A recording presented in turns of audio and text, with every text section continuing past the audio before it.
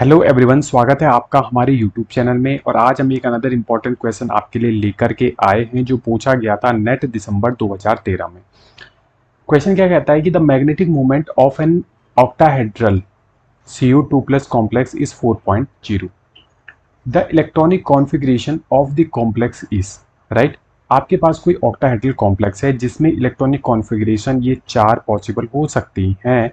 इस क्वेश्चन के अकॉर्डिंग आपको इनमें से सेलेक्ट करना है कि कौन सी इलेक्ट्रॉनिक कॉन्फ़िगरेशन बिल्कुल करेक्ट है जिसमें हमारा जो मैग्नेटिक मोमेंट है वो 4.0 के करस्पॉन्डिंग आएगा।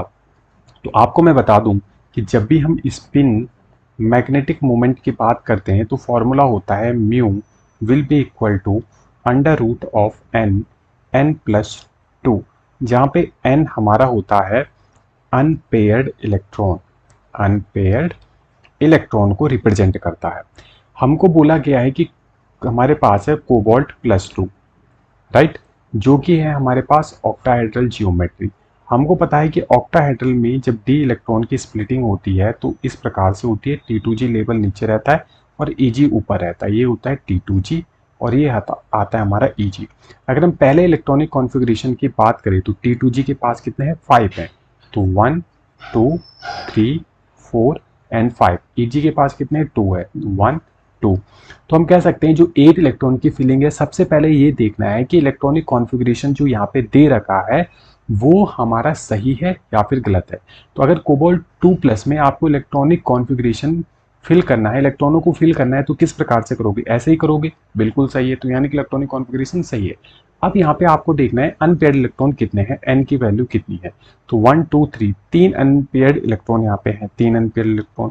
तो म्यू की वैल्यू निकालो भाई। Mu will be equal to under root of n की वैल्यू 3 है तो हमने लग दिया 3 एंड 3+2, राइट।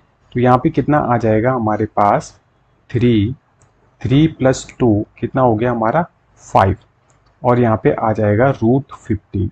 और अगर हम देखें कि √15 की वैल्यू कितनी आएगी तो √15 की जो वैल्यू आती है वो आती है बच्चों 3.8, राइट, जो हम कह सकते हैं लगभग बराबर है 4.0 के। कोई दिक्कत नहीं। और यहाँ पे जो हमारा मैग्नेटिक मोमेंट है वो कितना दे रखा है? 4.0 दे रखा है। यानी कि ऑप्शन ए जो है वो मेरा क्या हो जाएगा? करेक्ट हो जाएगा कि इस ही इलेक्ट्रॉनिक कॉन्फ़िगरेशन में हमारा जो मैग्नेटिक मोमेंट है वो 4 के इक्वल आ रहा है, राइट। और एक मैं आपको यहाँ पे ट्रिक बता देता हूँ। ट्रिक क्या है? देखो, ध्यान से देखना आप।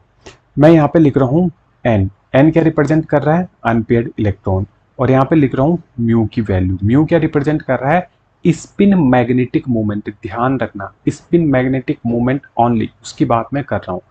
यदि मेरे पास अनपेयर्ड इलेक्ट्रॉन कितना है? 1 है, ठीक है। तो इसके करस्पॉन्डिंग जो मैग्नेटिक मोमेंट की वैल्यू आती है वो आती है 1.7, ठीक है। अगर 2 है तो इसके करस्पॉन्डिंग आती है 2.8, 3 है तो 3.8, 4 है तो 4.8 के करस्पॉन्डिंग, 5 है तो 5.9 के करस्पॉन्डिंग। और इनको हम लगभग बोल सकते हैं कि ये 2 के इक्वल है। ये किसके इक्वल है? 3 के इक्वल। ये किसको इक्वल है? 4। और ये किसके इक्वल है? 5। और ये किसके इक्वल है? यहाँ पे 6 के इक्वल। तो अगर आपको क्वेश्चन में बोला गया है कि हमारे पास कोई कॉम्प्लेक्स है जिसका जो मैग्नेटिक मोमेंट का वैल्यू है वो कितना है? 4 है, तो बताओ भाई उसका इलेक्ट्रॉनिक कॉन्फ़िगरेशन क्या होगा। तो आपको सिंपल सा देखना है कि 4 के रिस्पेक्ट में अनपेयर्ड इलेक्ट्रॉन कितने आ रहे हैं? वो आ रहे हैं बच्चों 3।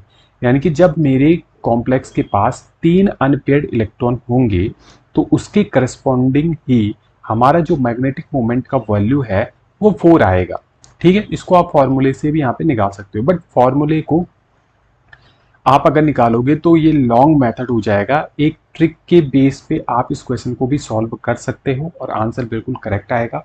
तो इस वाले फंडे को आप ध्यान में रखना, बट ये जरूर ध्यान में रखना कि ये जो है ओनली स्पिन मैग्नेटिक मूवमेंट के केस में ही आप ये बता सकते हो।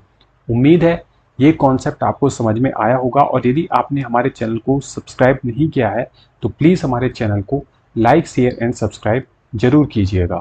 मिलते हैं नए क्वेश्चन में नए कॉन्सेप्ट के साथ।